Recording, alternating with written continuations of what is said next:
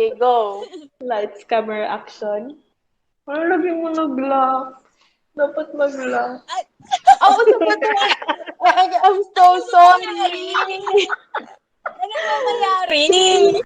Okay, go. Hello, dear listener. I see you've given us another time of your day by listening to our sixth episode. Wow. Okay, bilis. So thank you. And for you who don't know us yet, I am Mayari. And I am Kali now. This is Isla. And welcome to And Another. Random Pod podcast. Aking na naman. Diba? Ano yun? Kailan? Ayun. Kailan tayo magsasabay? Siguro mag-cue na lang, no? 1, 2, 3, ganyan. Oo. Kumusta? Kumusta mga girlies? Oy, Good namiss ko evening. kayo. Thank you. Should we tell them bakit wala tayo last week? Should you? Ano din? So, to our Kayo, listeners, to our friends, yes, if napansin nyo, walang episode last weekend because yung ate girl nyo, si Kalinaw, ako pala yon. Nagkasakit po tayo. Kasi, ganyan talaga, basta kulang sa tubig. Ay, Diyos, hindi. Kulang sa gala, nagkakasakit. Anyway, so, Ito talaga naisip ko. wag na. Naisip ko din yun. Wag na. Yun din yung naisip ko. Huwag na tayo magmalinis. Yun din naisip ko. Okay. Sige, moving on from Sige that. na. Move on na. So, So, Karina, take out the roulette para sa ating topic ngayong gabi. Okay. So, the wheel is spinning. Okay. Ano ba sound effects? Oh! Napapanahon. How has COVID-19 changed your life? Ay, sa true lang, very very napapanahon. Napapanahon. Patapos na din ba? Panahon ng pagkakataon. May babalik ba? Diyos. Mga song. Anyway, so wait lang. Paano ba? Marami bang nag-change sa inyo? COVID-19. COVID-19 kasi, di ba? Paano ba? May mga circumstances na some people change their life, some people may parang hindrance sa kanila yung COVID-19. Para sa inyo, ano ba? Sige, ganito na lang. What were you doing before the pandemic struck? Yung first 2 months. So may group processing talaga always, no? So mga January, February 2020, ganon. Oo, para to build rapport. Okay, sige. So ako noon, buhay school. Yun talaga yung akin. And then, I was actually having fun na talaga sa classes noon because it's like my first ever sem in school was I wasn't doing okay emotionally kaya hindi ko super na-enjoy. So when the second semester came in, doon ako mas nag-enjoy and then naputol lang siya because of the pandemic. And then when March came, syempre pinauwi ako ng nanay ko and then ayun na siya. Doon na nagsimula ang pagiging literal taong bahay ko. Pero in totality of it, there are a lot of realizations naman because of social isolation and then more time to reflect on the things that happened to you. For me, it's sort of like the pandemic was something that made me reflect on everything in a good way because now I realized a lot of things and I think alam niyo na kung ano yun. Bilis-bilis naman natin. Reflection agad tayo. Tinanong ko lang naman anong ginagawa mo. May advance mag-isip din si Isla. Parang matapos na agad ako. I'm sorry. Advance mag-isip. I don't mean to disrupt you, pero parang ang bilis naman ng transition. Wala naman kasi ako masyadong ginagawa. Yun na yung podcast namin. Bye-bye. Ay, finish na ko. So sila naman na yung mag-recite. Sa mukha, oy. I'm sorry. Ayun na siya. So hanggang doon. you're in school, you were starting to enjoy. Ako naman, Go. So ako, I was working. Tapos, parang sa March ako nag-stop. Hindi siya official na stop ng work. But because akala namin magla-lockdown yung town namin, so ayun, umuwi ako. And funny story, I even cried in front of our HR boss. Pinauwi niya ako. Wala na siyang choice. Pinauwi na niya ako. So yun siya yung before the pandemic. Normal lang, yung parang feel mo walang doors na mag-open ng mga opportunities and stuff. Kakalinaw. Ako, medyo hopeful ako last year, 2020. Kasi parang I ended my 2019 with an Bang. excitement feeling. Aside from that, yes. Literal, never mind. Anyway, I ended it with an excitement feeling, with a high hopes naman for 2020. And then parang I was claiming it as to be my year kasi parang ang dami kong adventures na ginawa. I mean, lined up, mayroon akong ganito, ganyan, ganyan, ganyan. And then suddenly, bam, pandemic happened. So, okay lang naman sa akin at first. Pero parang, yeah, do you know that feeling, the cabin fever? Yeah, Na yeah, yeah. I know how that parang, felt. like, nasa bahay lang ako kasi sanay ako every weekend lumalabas. Kahit wala akong pupuntahan, lalabas talaga ako kasi yun yung routine ko since last year. And then when that happened, parang iyak na iyak ako. So, ko, so, parang talagang aligaga ako. Parang yung there's a fear of being left out. Pero the world was stuck kasi eh. No one is going out. Pero yung feeling ko nga, parang na-stuck ako dito sa bahay. Parang gano'n. So, kayo, ano ba yung hopes ninyo for 2020? Were there any plans? Well, ako talaga is may plans na talaga nun, kami and a friend of mine. Kaya lang, yun nga, when pandemic happened, everything has to stop. Parang yung universe sinabi, teka lang muna guys, tigil muna tayo for like a few years. Parang ganun yung sinabi niya. My God. Mm-hmm. Well, yung plan lang talaga nun is to go somewhere nung March 2020. Oh, yung pa lang. Tapos I was really looking forward to that because birthday celebration dapat. And then, hindi natuloy. Tapos, alam mo yung feeling na may naramdaman din akong restlessness nun at first. Parang, I wanna go out, I wanna do something. Yung hindi ka talaga sanay na your life is on a standstill. I don't know if that makes sense to you listeners, pero I hope na sort of it makes sense. Yung parang, yung sinabi ni Kali kanina na the fear of being left out, yun siya.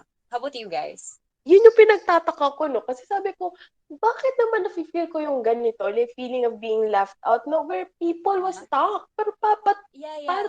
parang, siguro in a process of denial pa yun, pero grabe talaga, parang pupunta lang ako sa labas ng bahay namin, parang sa may veranda, tapos titingin na lang ako. Tapos nag-imagine ako kung supposedly nasaan ako ngayon, parang ganun. So, oh my gosh, my imagination is the limit talaga. Totoo. Yung akin din yung parang, it's weird, or I think hindi lang talaga tayo sanay na we're not doing anything. It's really the adjustment period that was, very, very, it was sort of hard din naman. I don't know. How about you guys again?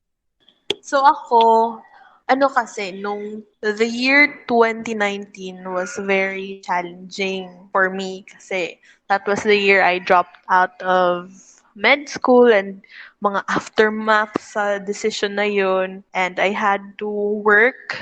Not to say that I wasn't grateful for the job, pero for me at that time, kasi it was sort of a means to an end ba? Parang in between lang siya sa something na I am meant to do. So for the year 2020, I said na, or I claimed that 2020 was going to be my year.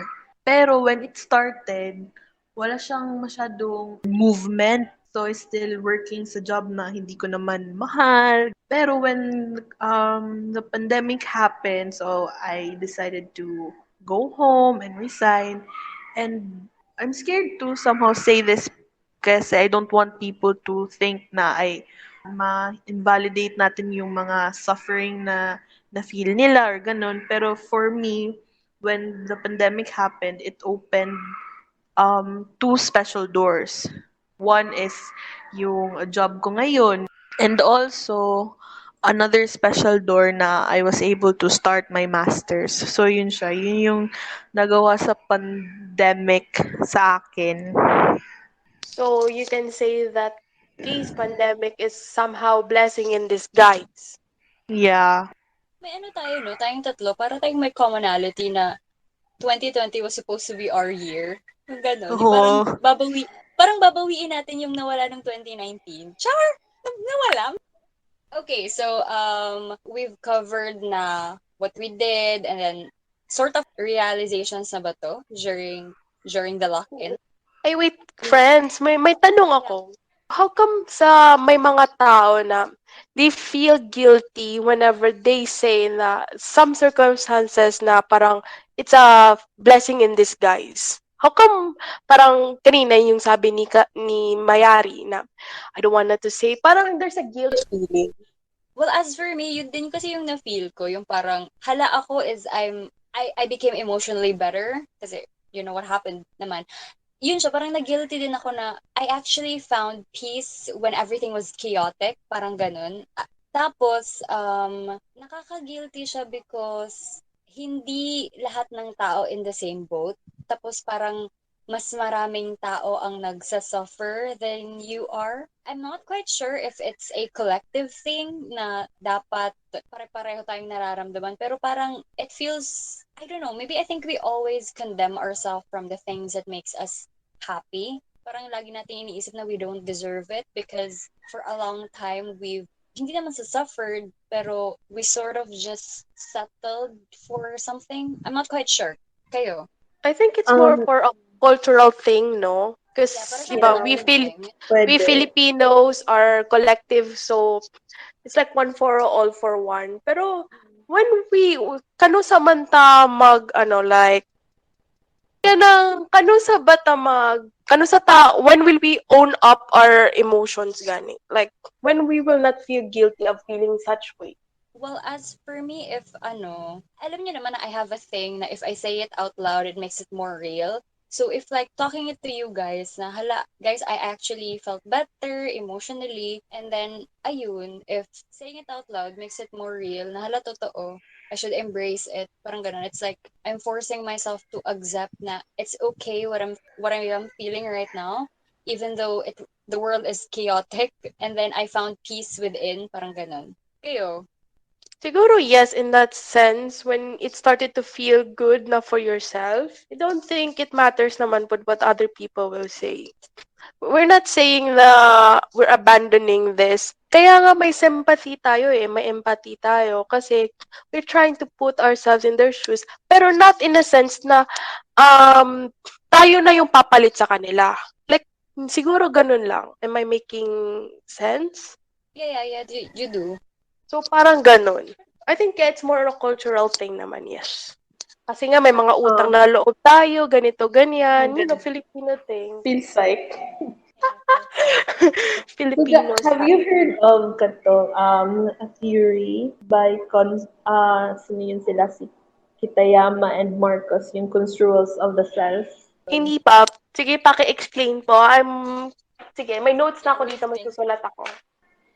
So, ang sabi nun, from what I can remember, charot. So, tayo daw mga people, it's either we are more in line to being or to having independent self-construal or interdependent self-construal. We have this interdependence since usually mga Asians, dyan siya nabibilong. We usually see ourselves as a kana relational entity ba na it's fundamentally connected to and also sustained by a number of significant relationships. So mostly of what we do, everything that what we do or what we say and our decisions in life, it is connected to what other people will feel. So, ayun siguro, somehow it can explain yung parang magigilty tayo if feel these things na feeling natin maka-hurt sa iba. Kasi we always, parang other people will always be at the center sa ating lives. And then yung Interdependent. isa, Yung isa is independent self-construal. Oo. So, dito, masyadong ano to siya, mga Western cultures, yung parang individualization, mga ganun. siguro yung ano ba yun? Interdependent. I think that's where we, We belong. papasok. Oo. Tsaka dyan yung relationship natin sa sa family, ganun ba? Parang ganun? Oo, family and also other people na we consider close or we value their situations and their feelings. Oh, sige. So, since nandyan na tayo, how was your relationship sa family ninyo during the pandemic? How did you handle since parang close, yun eh, we were being isolated from the outside world, so nasa loob lang tayo ng bahay. So, how did it progress? Did it flourish? Did it ano ba? With As uh, for me, sige na, no, may are you first. Sige, as go. for you, ako sa family namin since the pandemic, I observed na kanang we talk more with each other. Mas ni daghan ang times na we talk with each other. Kasi din, siguro, it comes also with a job. Kasi yung tito ko and then yung mom ko, part sila sa IATF. So, every afternoon talaga, kasi may weeks doon na every day sila, nung very fresh pa yung pandemic. Every day silang nagme-meeting. So, every after meeting, parang nagre-re-echo silang dalawa. Yeah, I can say nga, we've become closer in a sense that parang mas open yung communication, mas more time na we get to spend with each other. At the same time, hindi sila, yung parents namin, particularly sila, masyadong anxious kasi kami ng ate ko, when the pandemic started, we went home talaga. So they don't have to worry about us all the time. How about you, Isla? Sort of same with you, Mayari, because most of my year, yun na lang, ganun na lang. Most of the year, I would spend it somewhere else. Tapos, I only like stay for a few, we could say, weeks tops dito sa province talaga namin.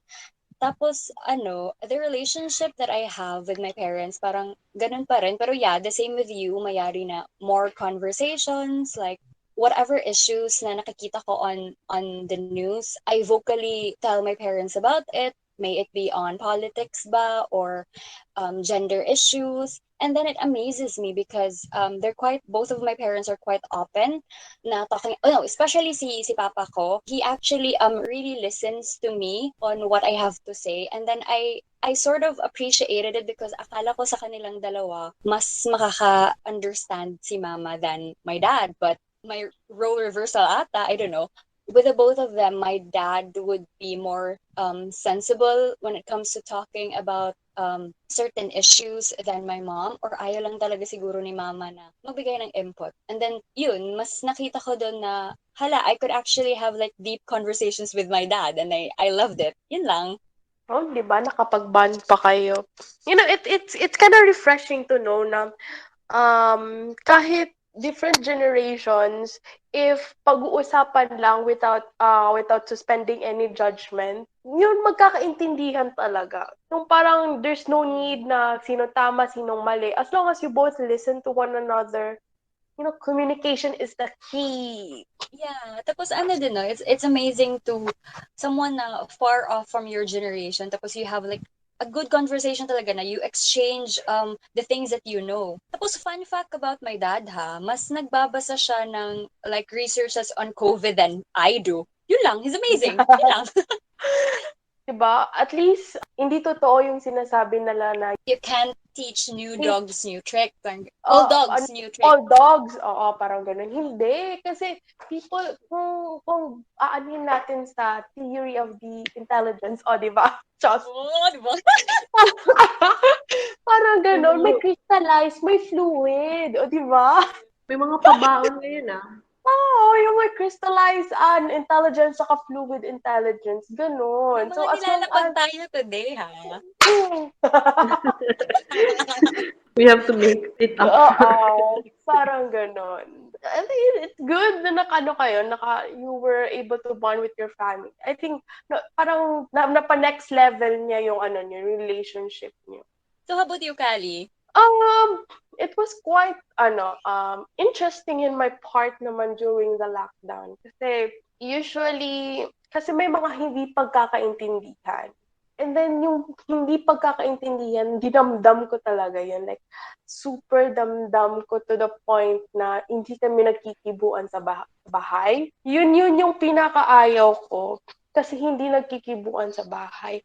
And then, parang out of nowhere, nag-burst out ako. Tapos, hindi ko talaga siya napigilan yung sarili ko. Ayun, sinabi ko lahat anong gusto kong sabihin. And then, people naman yung nasa bahay, they were kind enough to listen.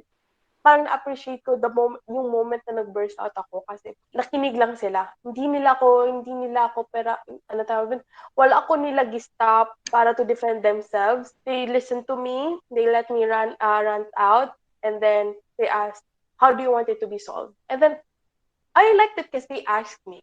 And then parang gusto ko yun kasi parang they are aware pala na there's something going on sa bahay. I mean, our house is small, so parang ramdam mo talaga if na-tension. So from there, medyo tagal-tagal din yun kasi kailan ba? March ba yun? Nag-start yun around May. And then mga around August na kami nagkabate-bate sa bahay. And then ayoko sa feeling katunga feeling. Kasi it's like, I think that's where the feeling of cabin fever kasi wala akong escape. Kasi going out during the weekend is one of my coping mechanism is to escape. And then yung na-isolate ako, wala akong escape, wala akong pupuntahan, wala akong pagpupuntahan. It was like, parang ganon. It turns out naman na naayos din naman. That's what matters most, naayos siya. So yun siya. So mas better na ang relationship niyo with your family now? Yes, More in a open na sense, ba? Ganon? in a sense, yes. Kasi napapag-usapan na namin. Although, kahit sinabi na pag-usapan natin ganyan, meron pa rin konting hindrance o pag-hesitate. Pero the fact na pwedeng pag-usapan, na hindi na kailangan itago, it's just another step for us. Yung mga relationships na super close sa atin, or mga taong super close sa atin, like proximity-wise, the relationship may change there. May growth din siya. Okay, ito na lang. What did it taught us? The whole pandemic until now? I think ito yung lagi kong sinasabi from the past episodes na the growth is there. Growth, tapos... It taught me to be, hindi naman kasi, I think, resilient naman ako even before. Ito na lang, maging resourceful. And then, how to manage my time wisely. Kasi, during the pandemic, you have all the time. You cannot say na busy ka kasi nasa bahay ka lang. Kahit work from home ka, you still have that time. Pero how to manage it, doon ako kasi I have all the time in my hand, in my plate. Tapos parang every day after day na wala akong ginagawa. Tapos parang to look for something na merong gawin, yun yung pinakamahirap sa akin. Kasi ang dali-dali namang wala akong gagawin ngayon. Madaling gawin, ang doing nothing. Tapos yun, so there I started experimenting, I started working out, even though naputol siya, for the fact na nasustain ko siya for how many weeks, o di ba? How many weeks talaga. Tapos from there, there's schoolwork na ginagawa. It made me feel resourceful. Tapos before confident pa ako sabihin na hindi ako marunong magluto. Confident talaga. Parang there's no shame in me na magsabi hindi ako marunong magluto. Pero ngayon, I could say with confidence na talaga nga, marunong na ako magluto. Kahit konti lang. So yeah, it taught me to be resourceful. Kayo? Ako, the whole pandemic yung parang after na nagsettle in na nasa pandemic tayo or we're experiencing a pandemic. It was able to teach me how to take care of myself, yung mga what to do in order to take care of myself. And it also taught me na by taking care of myself, I can be more of help to my parents. I can be happier and also make them happier. Kasi nga, we had a lot of, yung sabi mo na, ang dami nating time in our hands. And parang it was the best time to get to know myself more and to get to know what works for me and what does not work for me. And if those things that aren't working for me, how can I address them? So yun siya. It's more of knowing thyself. Ako na ba? Charot. Well, as for Si me, Manok. yeah, totoo, si Manok. In fairness ha, wala na siya. Uy, In-exchange ikaw. yung manok na yun. Okay, listeners. naging pulutan. Naging tinola. Naging adobo. Ay, adobo. Anyway, so ayun na nga siya. As for me, sort of same with Mayari na parang may self-reflection. Parang ganun din. Yung parang, yung lagi kong sinasabi as before na really sit down and talk to your emotions, be more kind, be more forgiving. Gratitude talaga is yun talaga yung na-realize ko na I have to practice that because yun nga parang you're stuck. Your life is on a standstill, so you have to we are all forced to look at the small things, yung parang small things or small details na kumbaga when we actually have our lives before, pinapabayaan lang natin. I became more appreciative of life, and to be honest, even though I'm stuck, I think I fell in love with life even more. Mas na-realize ko na I love it. ano siya, yung parang the problems that we have, it may be so big for us, but then again, we are still so tiny in this universe. And then if we let those problems consume us, then paano na? Kasi for me, individuals are like emotion sponges, especially if it's negative emotions. Masyado nating sinasuck in, and then we forget that there are positive things that are going as well, pero we're so fixated on the negative things, and then yun, hindi natin na-realize na we should, a little by little, let's change our perspective in a perspective na we appreciate what is happening, and not only in our surroundings, so especially the growth within. Kasi if you become comfortable with your growth or with your own skin, it actually the energy that you give off to the universe would still come back to you. Yun siya for me. Napakamahusay. Ang ganda nun ha. I like it. Ang daming self-reflection doon. Oh, mga listeners, Yeah. take down notes. And then I like how you said na you fell in love to life even more. Yun Kasi nga. you're not just loving yourself, you're loving the totality kasi. Yeah, yung parang mas na-realize ko na, hey, this is only the life that I have. Why should I be stuck in the past? Let's look at the Mm-mm. present. Let's be here. Let's be alive. Let's do the things that makes us feel alive and makes us breathe easier. Stop being so fixated on the things that already happened because we can't go back there anymore. We will just keep on tripping on ourselves, on the growth that we have if we keep on looking back. Mas magkakabruises pa tayo and Napakamahusay. scars. But alam niyo naman what happened to me. So, ayun na siya. It's I love very it. you. Stop, girl. All of Diba? the things you said, especially falling in love with the totality, With life. with everything, with life. It's very you. O, di Parang ba? na-cultivate, na-nourish, na-flourish lang siya ng happenings ngayon. Kaya Mm-mm. nga, I'm very proud of myself na andito na ako. Nandito na ako, guys. I am better than before, and I want to embrace it, and I want the feeling that I have would also be with you guys because we all deserve the peace of mind that we've been longing for. Ayan na. Wag na tayong bumalik doon. One way na Never. tayo. Of course. I Mm-mm. you parang you've been stuck on a crossroad, then tapos you're just standing still even though ang ganda na nakikita mo nung nasa harap mo, but you still keep on looking back. Tama na. Let's forget about that. The pandemic should be enough for us to realize that life goes on. Even though everything is on a standstill, you have to pick. You have all the choices. The universe gives you all the choices that in this universe, and do not be afraid to be brave enough to take that first tiny steps forward because it's very very liberating. Oh, na-realize ko din, no? Ang ganda na. Mayroon din ako na-realize dyan na you don't have to be physically be somewhere for you to help and Yeah. then for you to feel productive or for you to feel kahit your own comfortable place lang saan ka dyan. If you know yourself, your self-worth, and then if you're willing to help other people, maraming mangyayari at mangyayari yan. Law of Yes. attraction. Yeah, yun nga Mm-hmm. yun, di ba? Whatever you give, whatever energy you throw at the universe, it will bounce back at you. So, positive juju to everybody. Ganon. Ang ganda. Okay, so we move forward. Thank you very much. Yes, we move parang, forward. parang talk show. Maganda yan. Totoo, Maganda totoo. yun. Okay. Asa na ba tayo? Oh, si Kalinaw naman. Ay, ako pala yun. Si Mayari. Tapos na ako. Tapos Okay. everybody's finished na. So, what now? Tapos na tayo sa reflection. Ano na? What? Oh, sige, ito last na lang. Ano yung of all the hobbies or things na nag-gain ninyo during the pandemic, ano yung i-maintain nyo doon? Working out for me.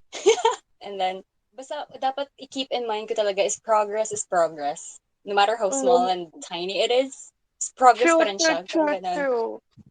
Like, let's stop being so hard on ourselves. Seryoso. Mm-mm. Ako yung i-maintain ko is yung knowing how to rest or take it easy, yung Yes. ganun.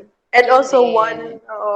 one activity I usually do, I think mga twice a month or thrice, depende, is I find time to like just cry. Yung parang wala namang parang trigger, or wala namang dapat na nangyari on that day, pero wala lang, I just wanted to palabas lang ng emotions, ganun. And it's been helpful. Wala lang, nag-set lang ko day to cry, or night pala. I May like it. schedule talaga. Oo, Oo, schedule. schedule mo na Pero yan. pero flexible siya. Ang lisod, Ana, no? Naka-schedule ka, tapos na ay mga circumstances na diligid mapugna, tapos na ay mahitabo. I mean, dili sa mong schedule. Tapos, Oo. na ka, sa tawag, na prime na ka, si tawag ata, na, Na-condition na ka. na condition na ka, sa Oo. kanina carbo, hilak na ka, tapos, Oo. napakailaing agenda. So, kung saan, ay, alas 10 naman di, ay, dapat kahila ako na. Balik luha, balik luha. Taon-taon na to, napasa sa gawas, Pero So, yun din, ikaw, di ba? Like, Kali. Ako, I think mine is dili siya ing anak ka ano good ka seryoso, pero I think I would continue.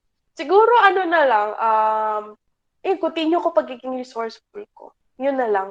Napilitan. It's very helpful, especially this trying times. O totoo. parang ganun, yes. I mean, I know naman resourceful ako before, pero parang to the next level siya. Yung parang, sometimes ako na yung nagli-lead, yung parang ganun. Gusto ko Yun yun. talaga yung mga sinasabi natin na may next level na tayo, di ba? Kasi Of hindi tayo, course. True. hindi tayo stuck up bitches. Yeah, I know. Feeling ko talaga, Meron ayaw ng talaga nating resting bitch ma-stop. face.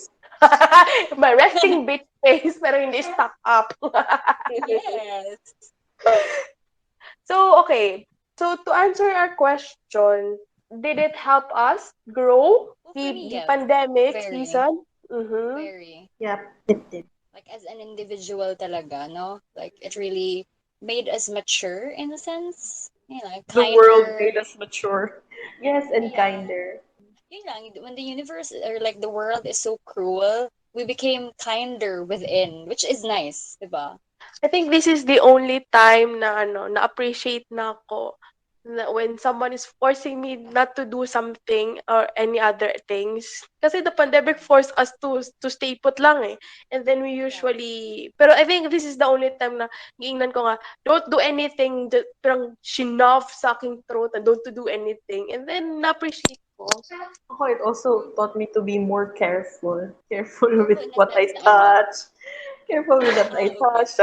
Yeah. Be more, attentive sa hygiene, being healthy, physically well, and also mentally, of course. E paano naman kung yung puso mo yung na-touch niya? Ay, gusto ko Ano yan. Durugi.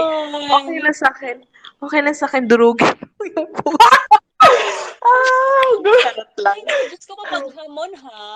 ah. Oo. Para lang, di ba, experience. Wow. Touch me everywhere pa. Anak, Uy. O, Uy. sabi ni Touch me on the Barbie. specific spot. Ay, ganun talaga. hala, Diyos ko, oh my God, ang kalat! Ah, Anyways, oh! Umagang kay kalat. Ay, hindi pala umaga. Gabing kay kalat. gawin kay kalat. Loko! Napapagalata tayo. Totoo. So, Anyway. ayun. How to close this? Okay, bye. Oo. Okay, bye. Tapos na. So, yun lang. Kasi di ba from what from the things we talked about, parang what we are emphasizing is hope. Mm-mm. Hmm. Mm. Ano pakiulit? Sorry, hindi ko narinig. We emphasized hope. Yeah, oo. Sabi nga 'di ba ni Princess Leia. Ano nga sabi ni Princess Leia? Which episode? Saan ba doon? Yan ang research. Sandali lang! O, sabi ni Princess Leia, hope is like the sun. If you only believe it when you see it, you'll never make it through the night. So, dapat, paki-explain nga nun. Basta, doon na lang natin tingnan. Leia hoped, that's why my resistance. Di ba? Shinzo Oh, diba? Sasageo. Never be afraid sa hope. Rebellions are built on hope. Parang ganun na lang. Ganun na lang. Basta yun Not na yun. saying that we should rebel, ha? Baka No. next week di na tayo makapag-episode kasi dinampot na. Sa mo kasi gidampot na. Martial na di ay na idampot. Ta, charot. So, how do we end this? Walang forever sa COVID-19. Oo, especially ngayon.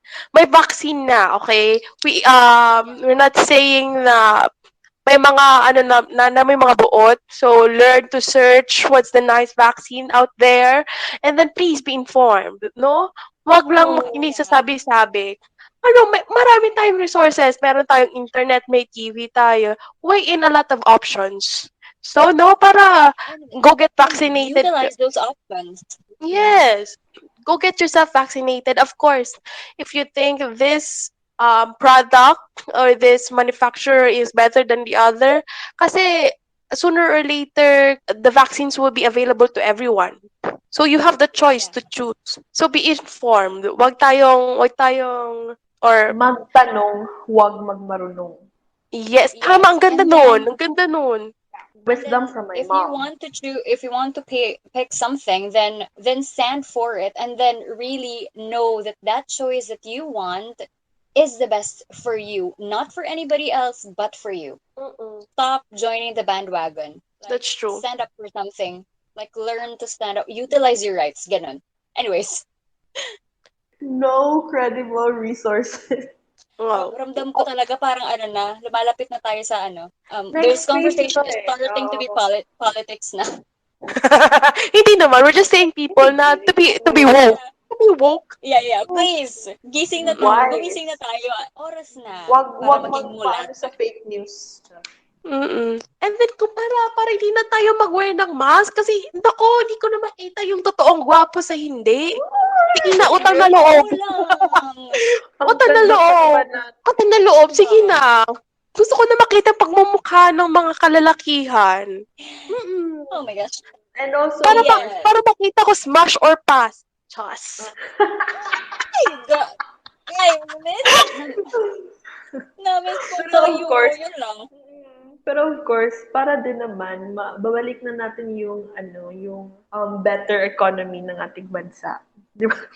Serious na. Oo. Kasi alam ko yung iba sa inyo, kati-kati nang umalis ng bahay, mag-beach, magbora, kahit ano, yun pa lang, get yourself vaccinated is one step, parang pupunta ka na sa plane. No?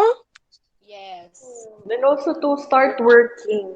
Ang daming nawalan ng trabaho, ang daming nawalan ng mga buhay, and vaccination will be part sa ating weapon against COVID-19, against losing more people, against losing more money, and losing more jobs. Mm-mm. Be the vaccination. Alright! See, marami kaming baon ngayon. So, I hope you listeners enjoyed our topic for tonight. I hope it was informative enough. And I hope. Tunan tayo.